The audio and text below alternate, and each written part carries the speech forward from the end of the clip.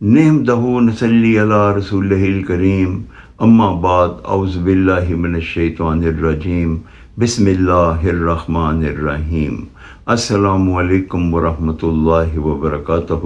میرے ناظرین و سامعین، میری آج کی گفتگو ایک انمول موتی ہے۔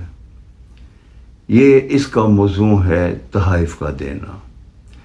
نبی پاک صلی اللہ علیہ وآلہ وسلم کے فرمان کے مطابق تحائف دینے سے اور لینے سے محبت بڑھتی ہے۔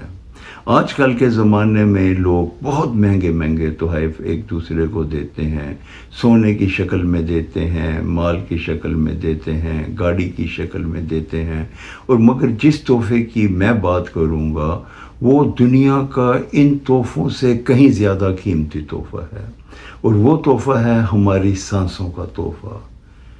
اللہ تعالیٰ سورہ عصر میں فرماتے ہیں کہ انسان خسارے میں ہے ان لوگوں کے سوا جنہوں نے نیک کام کیے اور نیک کام کرنے کی تلقین کی۔ اب خسارے میں کون ہوتا ہے؟ خسارے میں تاجر ہوتا ہے، اور انسان کو اللہ تعالیٰ نے تاجر کہا تو اس میں اس کا سرمایہ کیا ہے؟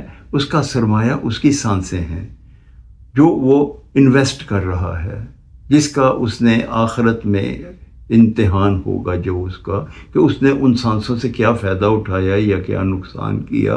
تو وہ سانسیں جو ہیں ان میں سے جو شخص لوگوں کو تحفہ دے دیتا ہے، اس کا مطلب ہے کہ وہ اپنی اس سرمایے میں سے دیتا ہے جو اس کو دوبارہ ملنے والا نہیں ہے۔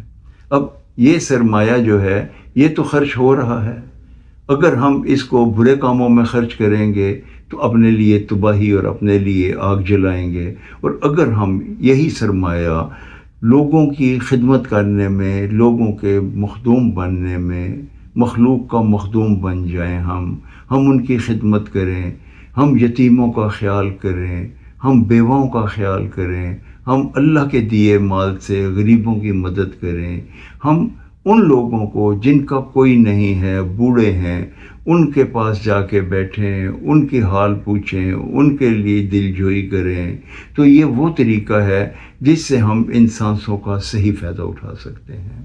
اور اس کے علاوہ سورہ عصر میں ہی اللہ رب العزت ارشاد فرماتے ہیں کہ جنہوں نے نیک کام کیے اور نیک کام کرنے کی تلقین کی، اور اگر اللہ تعالیٰ نے آپ کو دین کا علم دیا ہوا ہے تو وہ بھی اگر آپ لوگوں تک پہنچا کے ان کی آخرت کو ٹھیک کرنے کی کوشش کریں گے تو وہ بھی آپ کے لیے ایک کامیابی کا راستہ ہوگا۔ اللہ تعالیٰ ہمیں یہ سرمایہ جو اللہ تعالیٰ نے ہمیں دیا ہے یہ تحفے کی شکل میں لوگوں کی خدمت میں پیش کرنے کی توفیق عطا فرمائے۔ اس سے ہماری دنیا بھی اچھی ہوگی اور آخرت بھی اچھی ہوگی۔ اللہ تعالیٰ ہمیں ایسا کرنے کی توفیق عطا فرمائے۔ آمین یا رب العالمین۔ السلام علیکم ورحمۃ اللہ وبرکاتہ۔